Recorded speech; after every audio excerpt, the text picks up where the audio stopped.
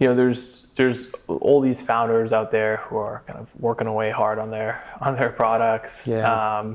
And I think a lot of them are always asking, hey, how does a VC, what is a VC looking for, especially in this case, might be more PropTech. What are VCs looking for? How can I kind of stand out from the crowd of the other companies that are out there?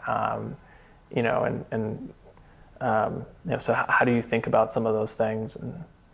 Yeah, I think it does go back to what you said initially. The mistake you made at the beginning was selling the vision. If you come in too tactical, you're losing the VC. VCs want to target something big and disruptive, so sell the vision. When you were running Bedley, I think you realized perhaps positioning it as something that could become a platform, perhaps even the Apple for housing. Yeah. That's an inspiring vision. Once you've got them interested, now they want to work backwards and understand how you get there. Yeah. So I think selling the vision is very important for an entrepreneur, and you get so caught up in the details that you're excited to talk about the tactical aspects. A lot of entrepreneurs and founders, when they put their deck together, it's a very product-focused deck. Yeah. Entrepreneurs tend to be product people. Yeah. Thinking about their business, at least from a product mindset. That's not what the investors do. Your customer deck isn't necessarily your best investor deck. They're slightly different, and you need to have more of the vision. If you go in with big visions for customers, they're going to say, I don't care. Right. Just make me more money. Yeah. I own this asset, squeeze more revenue out for me, and give me a personal guarantee or get me comfortable. The VC doesn't want to know about that. They'll get to that later. So I think sell the vision for sure. If you're approaching traditional VCs, that's especially important.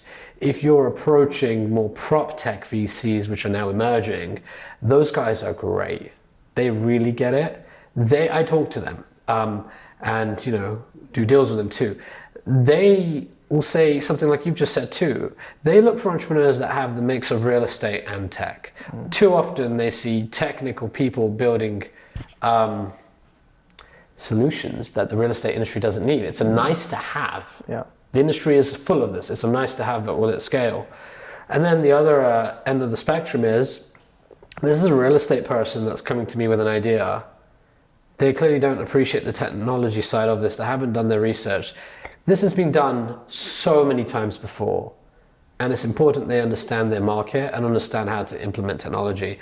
I see a lot of service businesses, for example, trying to pitch themselves as VC businesses, and they haven't quite added tech around it.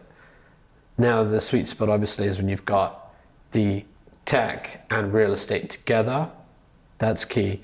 I also think the quality of your key customers, I'm not as focused on the scale of revenue you have, more focused on the unit economics, which again, when you talk about Bedley, that rang true, right? When you said the unit economics were ones that required a lot of upfront cost to service. So that's something that is important because it needs to scale. So broadly speaking, it's tough being an entrepreneur in this industry, but I see this new wave of PropTech focused VCs emerging, strategic companies out there too, like the JLLs, and even the CBREs are starting to make venture investments. And those guys get it. They really get it. And you have a lot of these PropTech guys now, PropTech VCs that have, LPs. A lot of the LPs are big real estate guys. Correct. They can sort of, not only they have actual good insight into what's happening, but they can also sort of sometimes bring some properties along with it if that's what you're looking for. Your core customers, right? Yeah. They can open up doors for you with their immense sandbox. They have a sandbox of real estate assets that you can essentially access. They also have really good insights into where the market's heading.